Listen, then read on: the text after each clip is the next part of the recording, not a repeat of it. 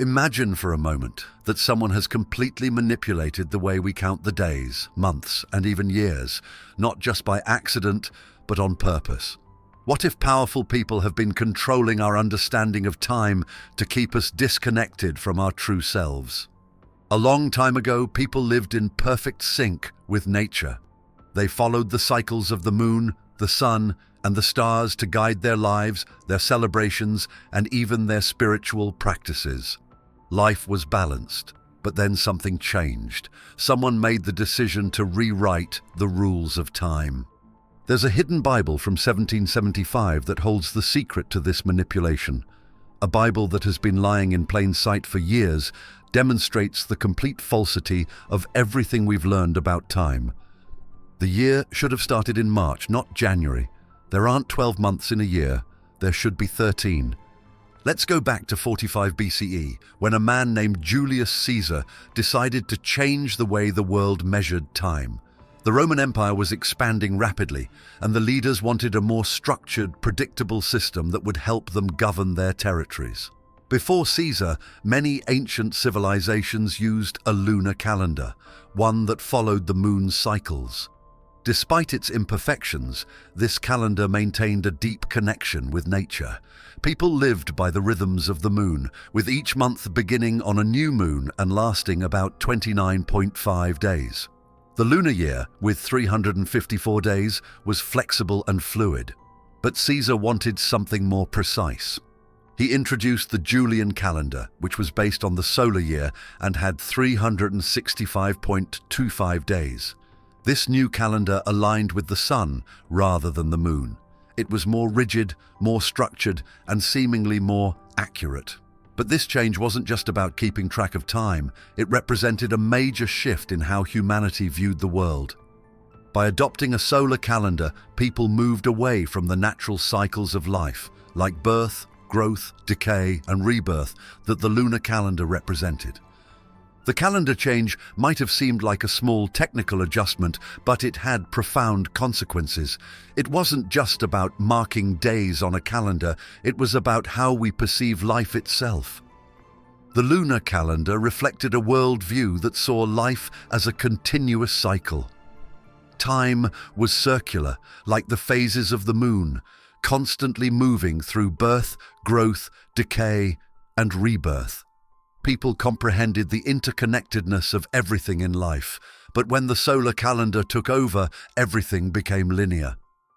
People now perceive time as a linear progression from the past to the future, leaving no space for the natural cycles that previously steered life.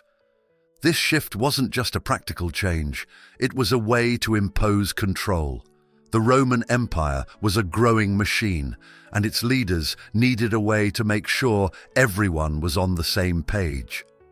A linear calendar gave them the structure they wanted, but in doing so, it severed humanity's connection to nature. No longer did people live by the moon and the stars. Instead, they lived by a man-made system designed to fit the needs of an empire. Fast forward to 1775, and we find this hidden Bible that reveals even more. According to this Bible, the first month of the year wasn't January, it was March. This makes sense when you think about it. March is the time when spring begins, when the world comes back to life after the long, cold winter. It's a time of renewal and rebirth, a perfect time to start a new year. But the change to a January start disconnected us from this natural rhythm. Even more shockingly, this Bible reveals that the year should have had 13 months instead of 12. The 13-month calendar was deeply spiritual, connected to the cycles of the moon and the cosmos. Many ancient civilizations, like the Hebrews, Egyptians, and Babylonians, used this system.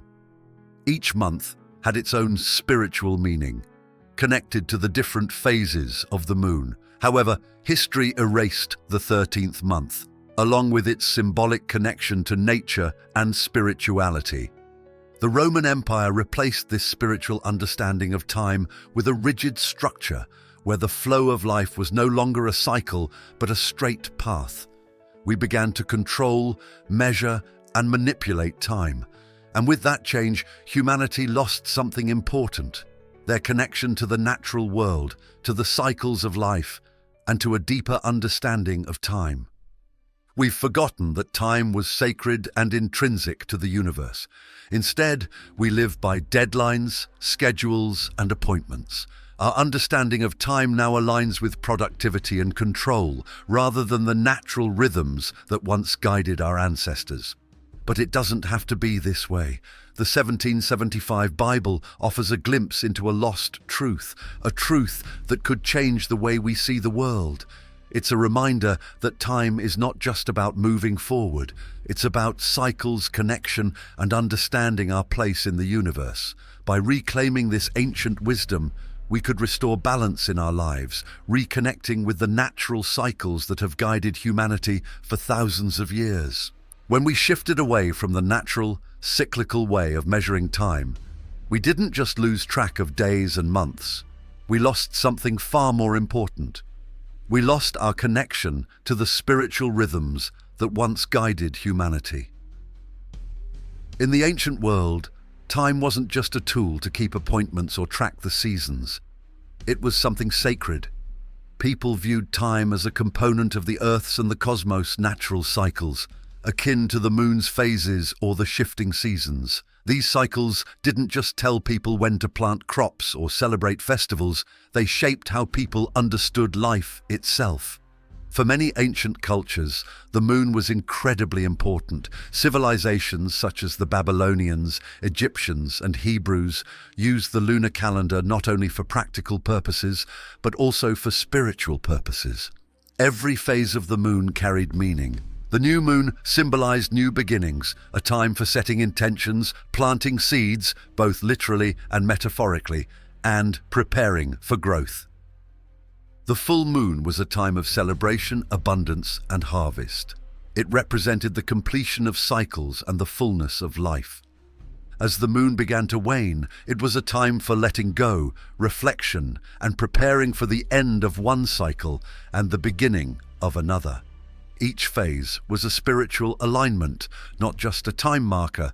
People believed that by following these cycles, they were living in harmony with the universe.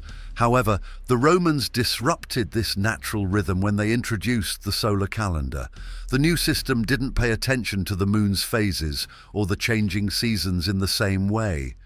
Instead, time became something linear, moving in a straight line from one day to the next, from one year to another, without the same focus on cycles and connection. This linear view of time slowly disconnected people from their spiritual practices, their natural rhythms, and their deeper understanding of the world. This disconnection wasn't just about losing the lunar calendar, it was about losing the deeper spiritual understanding of life that came with it. The moon, with its waxing and waning, reminded people that life itself moves in cycles. There are times of growth, times of reflection, and times of renewal. This understanding wasn't just about crops or seasons, it was about how humans related to the world and to each other. The change to a solar calendar didn't just shift the dates, it shifted how people lived.